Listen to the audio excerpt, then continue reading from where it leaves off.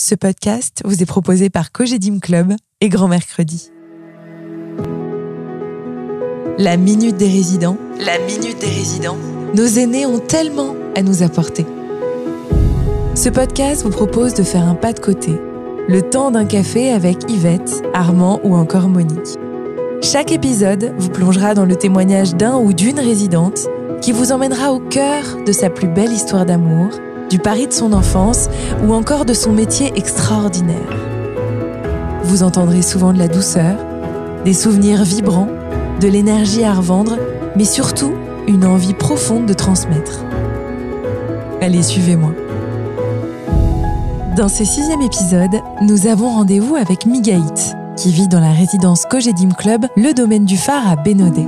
Cet épisode, tout simplement, est une déclaration d'amour à la peinture, à ses bienfaits sur le mental, aux rencontres qu'elle provoque et au regard souvent émerveillé que cet art nous donne sur la nature.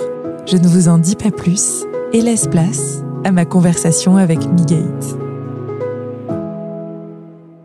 Bonjour madame. Bonjour. Pour commencer, est-ce que vous pouvez vous présenter ? Je m'appelle Migaït Chabet. Vous avez découvert tardivement la peinture. Est-ce que vous pouvez nous raconter comment ça s'est passé ? Alors, je suis en retraite depuis une vingtaine d'années quand même. J'ai une belle sœur qui est très artiste, qui habite Fontainebleau par là, la femme d'un de mes frères, et qui un jour m'a dit, au bout d'un an ou deux où j'étais en retraite, pourquoi est-ce que tu ferais pas un petit peu de dessin ou d'aquarelle ?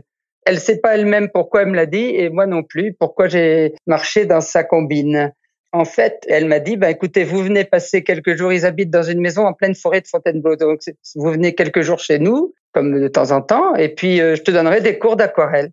Alors, ça s'est passé comme ça c'était environ vers 2005 ou quelque chose comme ça. Et du coup, elle m'a dit, elle a vu que j'étais pas complètement mauvaise, et que j'arrivais à peu près à copier des trucs qui étaient devant moi, en tout cas au dessin.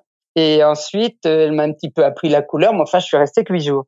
Et quand je suis revenue chez nous, nous habitions à Angers jusqu'à il y a un an où nous sommes arrivés ici, il y a bientôt un an. J'ai évidemment décidé de prendre quelques cours d'aquarelle pour me perfectionner et j'en suis arrivée là. Vous avez fait la connaissance d'un autre résident, Claude, lui aussi amateur de peinture. Pouvez-vous nous raconter cette rencontre ?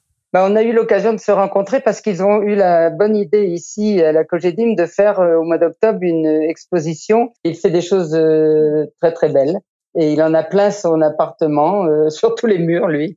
Donc c'est pas le même style que moi du tout. Hein. On n'est pas du tout dans le même genre. Justement, quel est votre style à vous ? Alors ce monsieur c'est un artiste, un vrai, j'allais dire, parce qu'il a de l'imagination. Moi, ça plaît pas quand je le dis, mais j'estime que j'ai pas beaucoup d'imagination. Je m'installe quelque part et je peins ce que je vois. Et je suis un petit peu détail, alors que lui ne l'est pas. Voilà, on n'a pas du tout le même genre de peinture. Mais les deux sont chouettes, oui. Votre goût pour la peinture a-t-il une origine familiale ? Dans ma famille, oui, ma mère peignait bien, mais surtout, sa sœur était une artiste très connue à Quimper et en Bretagne. Et il y a une exposition à son sujet il y a 3 ans au musée de Bretagne à Quimper.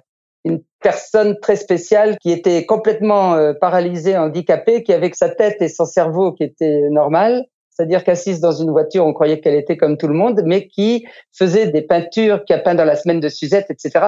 Je parle d'une autre époque, mais une personne extrêmement douée en peinture à bout de bras puisqu'elle pouvait pas les plier. Mais voilà, donc effectivement, il y a eu quelques artistes dans ma famille. Qu'est-ce que vous ressentez quand vous peignez ? Vous êtes dans un autre monde, donc vous pensez plus qu'à ça.